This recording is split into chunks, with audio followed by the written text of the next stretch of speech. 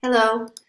Well, now that you've done that demonstration practice making that curve tool with the octopus, we're going to really apply the tool to your assignment. So I have found a really lovely picture of some birds that I'm going to place in here. They've got natural shapes tend to be good for this assignment. They've got lots of curves, but you don't want something that's too crazy. So I'll show you what I picked. I'm placing this bird image.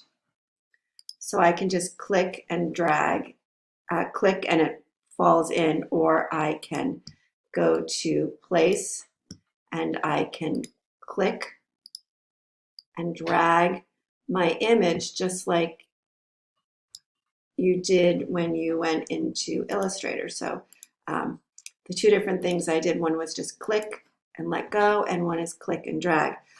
But what I want to show you is when you have an image that you've placed in Illustrator, if you want to go and resize it, see the way I just dragged it to the side and it distorted it, okay? So in Illustrator, what you have to do is you have to hold down the Shift key when you drag, and that keeps it from getting distorted, okay? So I'm holding down the Shift key while I pull it, and even though I'm pulling my arrow, see my arrow going straight over the right, it is not doing that because I have my Shift key selected. Okay, I'm going to show you another step that you may or may not choose to do, but it's learning some other tools as well. So I have this on this basic blue layer, the layer that started. I am going to click on the hamburger to create a new layer. The new layer that shows up is red. I can change and give it a title. I'm just going to leave it layer 2 for now.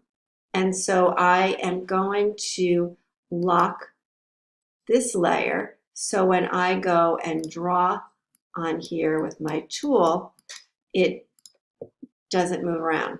The other thing I want to point out, notice how these handles are red. That red matches the color on this layer. I'll just leave this for a moment. I'm going to unlock this layer. So now when I'm on this layer, if I go and put something on here, notice how it shows up as blue.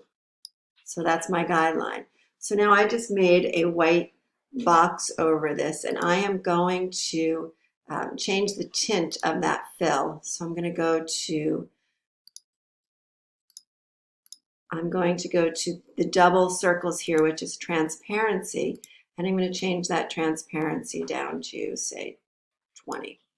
Now this is a step you may or may not need. I don't really need it because this image is pretty light, and also there's a lot of contrast between the background and the object, but I'm doing it because in case some of you might have a really dark image, or it's harder to, the image of the background and the object are close in value, so this might help you.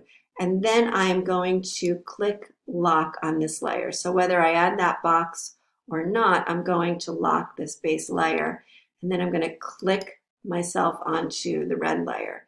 If you go in and you see this pencil with the do not sign, it means you didn't click on the layer that you need to.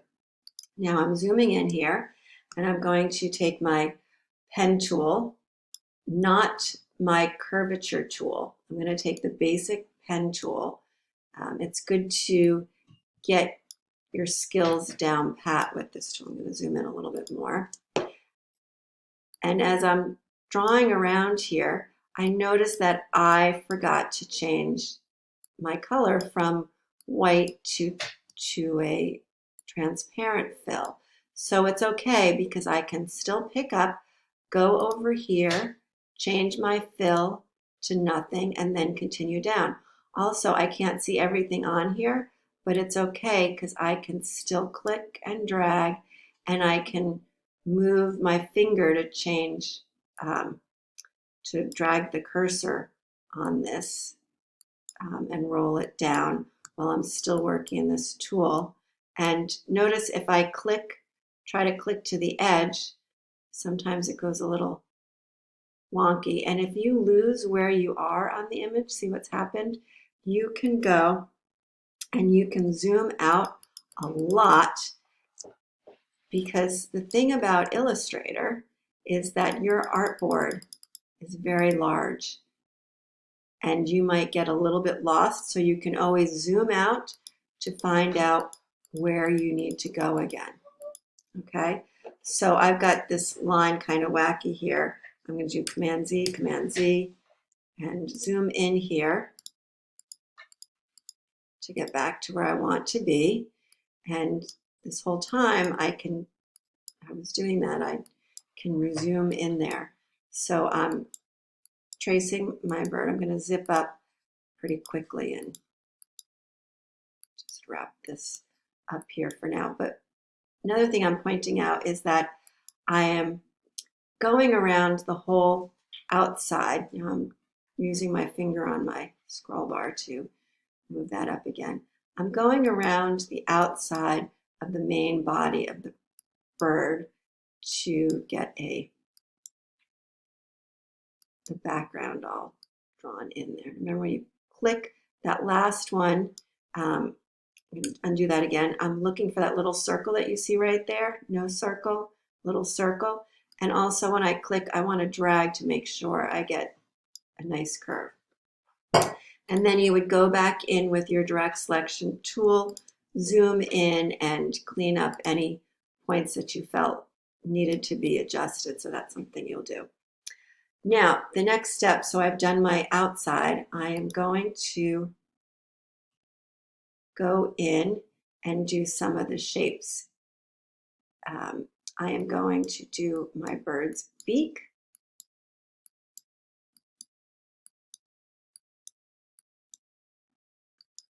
Okay, and then I will pick another shape. I've been doing this whole thing and I'm not recording, Grace. I am recording.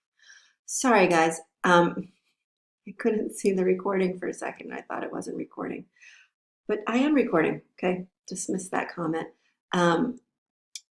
So I'm going to zoom back in here for a moment, get back on track, and I am going to, I'm looking at this yellow lightish color here. So I am going to draw in this color here.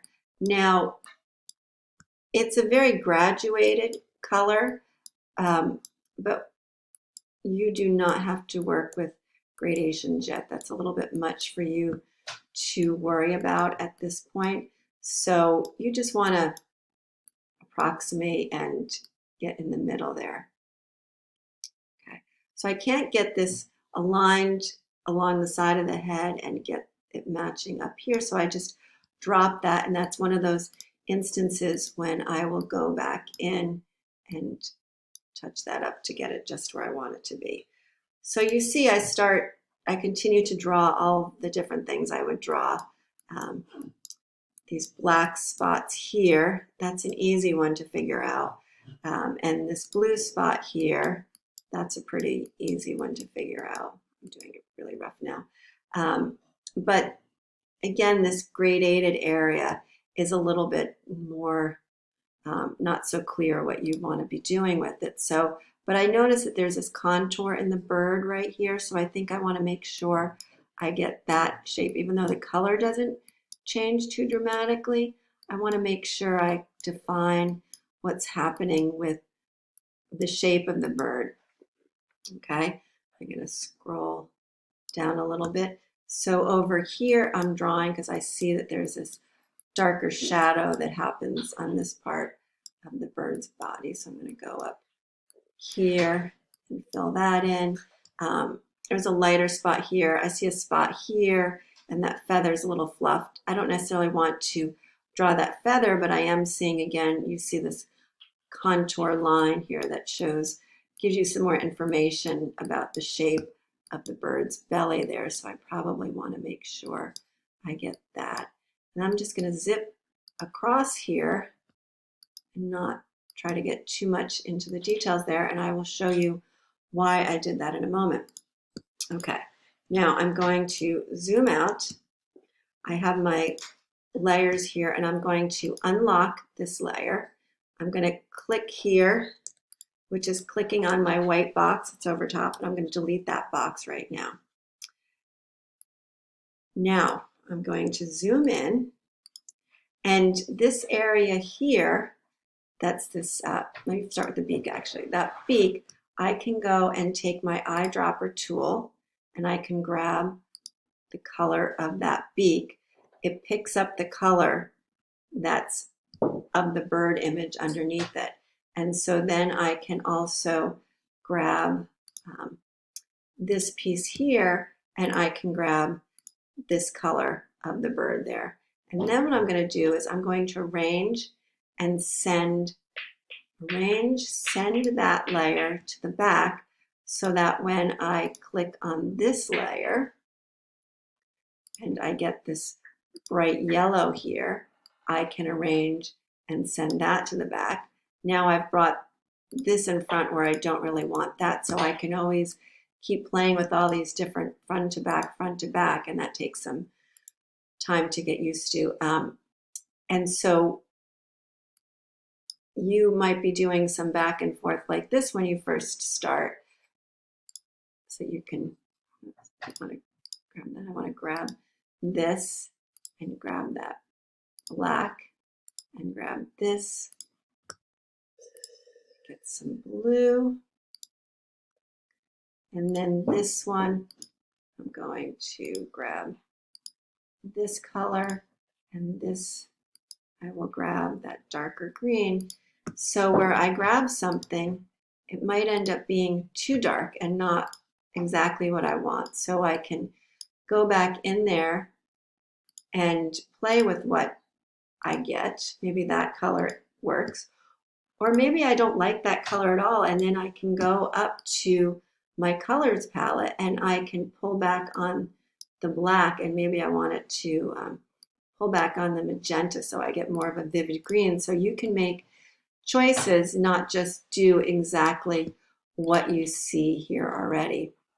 Okay, and then you can piece it back together, and then the body. So the main body here is probably this green color, and I would send that to the back, which means that I should have actually drawn this head here too to get that light color.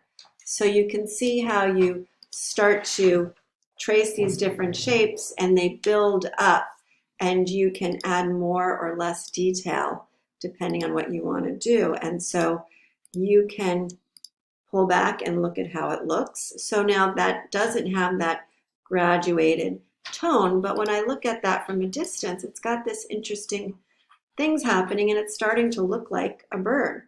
So I can go and take all of my images here, select them all, and move them to the side, and I can start to evaluate what was working, what isn't. Okay, I need to grab that from there, and I meant to leave that up there. Oh, and the blue spot got lost. So, you know, this bird beak, I think I probably need to put some more detail in that bird beak. So I might draw this part here. I don't think I'd do that graduation tone there where it's turning yellow, but you're going to make decisions about exactly what you want to draw and what you don't want to draw. So for this, I think I am going to draw some more details in this bird, and then I will draw another bird as well. And so I look at this one, and this has more shapes in it. So let me just quickly lock this. And with this one, I probably would really focus on the shapes more, because there's a lot of interesting nuanced color in this bird. And again, when I'm drawing, I probably don't want that to show, and I want maybe this to be blue. And so then I can see that color that's in there and pull from that color. And then I would probably want to draw this shape in here.